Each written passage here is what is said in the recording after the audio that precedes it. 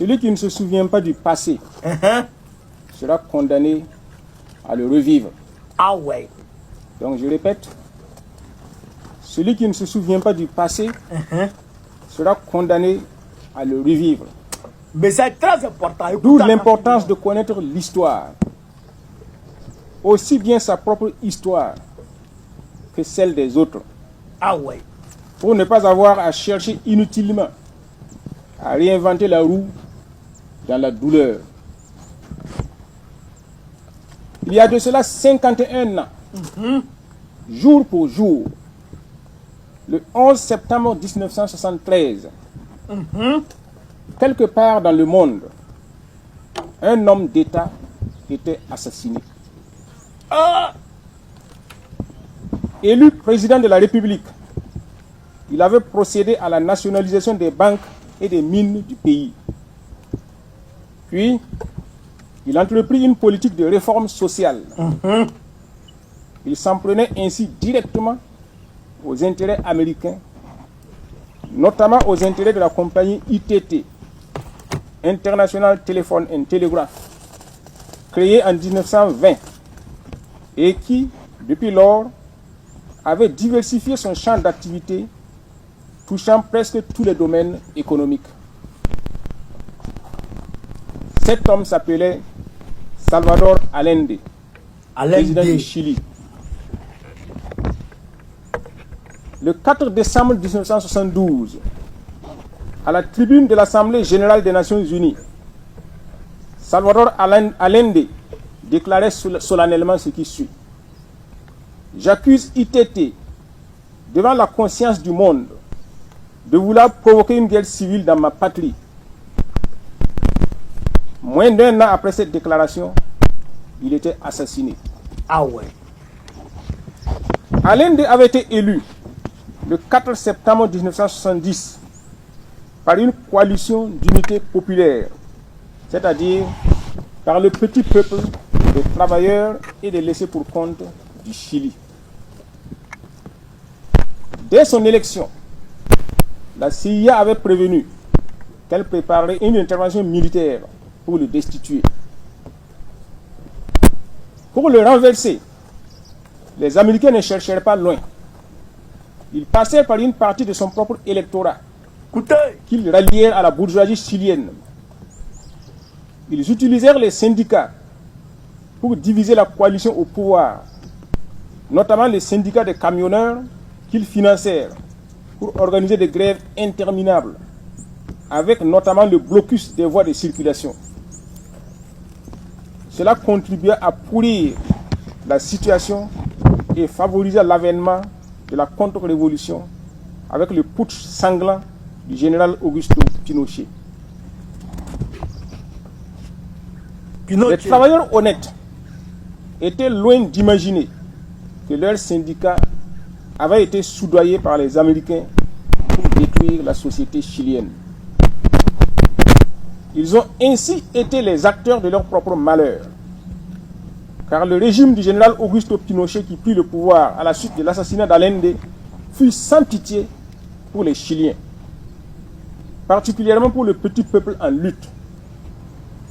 Un bilan non exhaustif fait état de plus de 3000 morts et disparus, 38 000 torturés, des centaines de milliers d'exilés, 300 000 licenciements dès les 12 premiers mois. Les gouvernements occidentaux qui prétendent défendre les droits de l'homme ne virent aucune violation de ces droits au Chili. Bien au contraire, Pinochet était félicité et encouragé. Il a même été ennobli par le gouvernement britannique.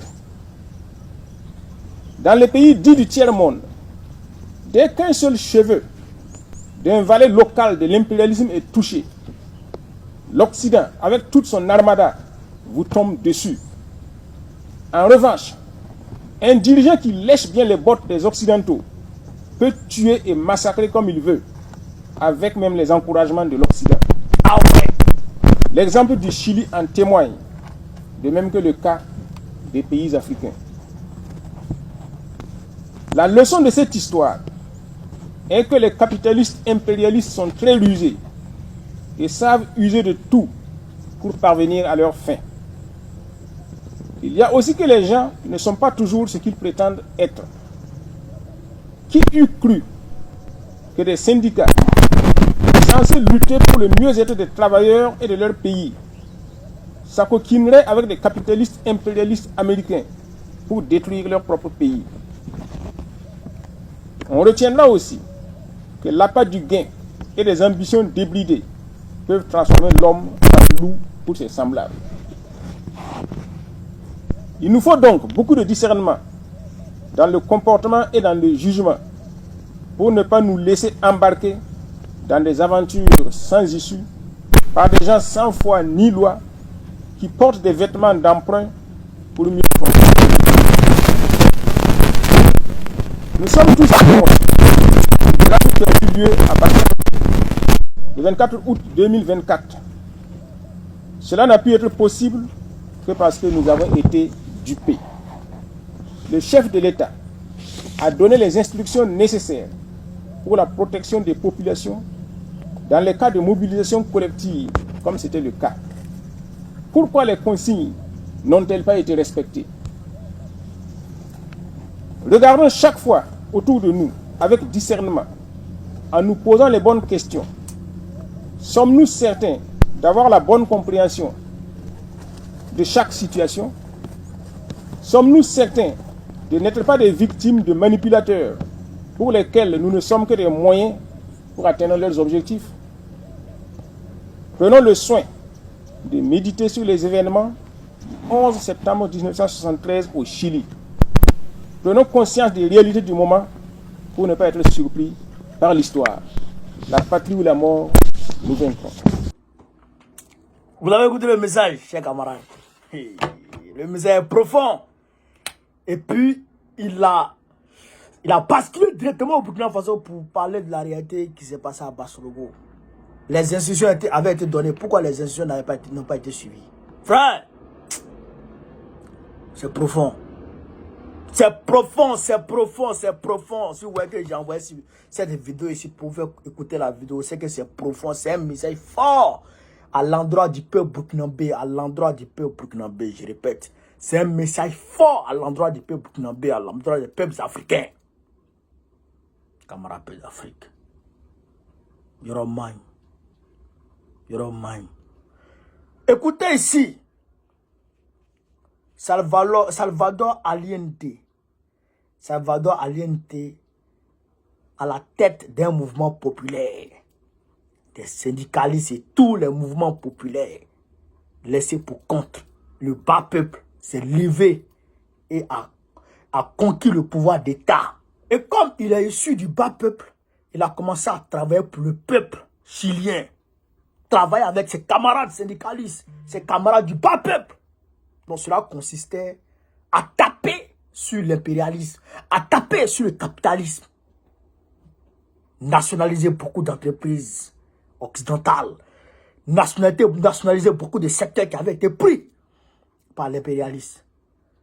C'est pas ce qu'il est en train de faire là. Il est en train de prendre des permis d'un certain nombre d'entreprises minières.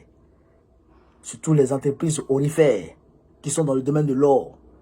C'est pas ce qu'il est en train de faire là. Et le Premier ministre nous envoie sur le terrain de Barcelogo pour dire que des instructions avaient été données et les gens n'ont pas suivi les instructions. Et il nous dit que Allende a été lâché par ses camarades de lutte, c'est-à-dire les syndicalistes, qui lui ont permis de mener la révolution pour prendre le pouvoir là. Il y a beaucoup qui ont été soudoyés par les Américains. Et c'est eux qui ont commencé les grèves interminables. Grèves sans queue, sans tête. Manipuler le peuple. Coupant les grandes voies. Et donc après, il y a eu le coup d'état de Pinochet. Pinochet qui a fait, on va dire, une dictature sanglante sans merci. Et les Occidentaux ont fermé leurs yeux dessus. Alors qu'ils ont combattu Allende qui combattait pour le peuple, qui se battait pour le peuple. C'est pour dire que le verre est dans le fruit au niveau de Burkina Faso. C'est pour demander au peuple de ne pas suivre les Waworo qui vont lui demander de prendre une direction parce que le verre est dans le fruit. Le verre est dans le fruit.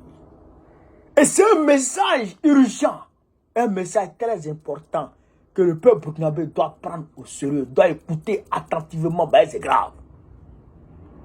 Ben, il y a des gens qui veulent la place de IB. Et ces gens-là sont, on va dire, sont là. Ces gens-là sont là. Et ces gens-là, c'est les Burkinabés. Il y a des Burkinabés. Et ces gens-là sont soudoyés par l'Occident. Ils travaillent main dans la main avec l'Occident pour tenter de renverser IB. C'est pourquoi ils font des attaques meurtrières. Ces gens-là sont, on va dire, soutenus, sont en collaboration directe avec les terreaux. Quand la hiérarchie donne les instructions, ils ne suivent pas les instructions pour permettre aux terreaux de faire leur sale besogne. Et après, amener le peuple à se révolter pour que le peuple prenne les rues et que ça leur permette par ricochet de faire un coup d'État. Voilà le message que le Premier ministre veut faire passer au Burkina Faso. Pour leur dire, faites attention. Il y a des gens qui sont tapis dans l'ombre, qui veulent nous emmerder. Et ceux qui vont venir là, ils vont donner leur main à l'Occident et ils ne vont plus rien faire pour le peuple. Ils ne vont plus travailler pour le peuple, mais tellement travailler pour l'Occident. Et ce sera une dictature, comme pour Blaise Compaoré. Donc le peuple doit faire attention, chers camarades d'Afrique. Voilà ce qu'il voulait vous dire sur cette vidéo. Partagez-la au maximum. Mettez-la partout à travers le monde. Sur ce, vive l'Afrique libre. Vive le panafricanisme. Vive tous les présidents panafricains. Babo président du Coran 2005, Inch'Allah. Pendant la vidéo.